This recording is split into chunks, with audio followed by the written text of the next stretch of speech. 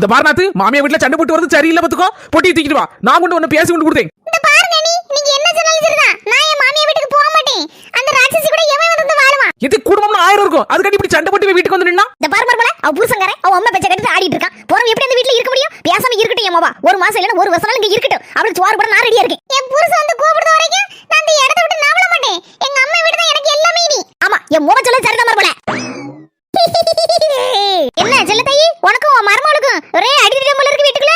அது வந்துக்கா இதே ஒரு நிமிஷத்தை நான் சொல்லுதே இதுக்கு பதில வெள்ளையம்மா பாட்டி, எனக்கு என் மாமியாருக்கு எதுக்கு சண்டைனா, நான் சொல்லுதே ஊர்ல இருந்து என் நாத்து வந்திருக்கா, அவளுக்கு நாட்டுக்கோழி குழம்பு வச்சு கொடுக்கணும் என் மாமியார் சொல்லுது. நான் சொன்னேன் நாட்டுக்கோழி குழம்புலாம் வைக்காட்டா நல்ல மட்டன் வாங்கி வச்சு குழம்பு வச்சு கொடுப்போங்க. அதான் எங்க 2 பேருக்குள்ள சண்டை, வேற ஒண்ணு இல்ல.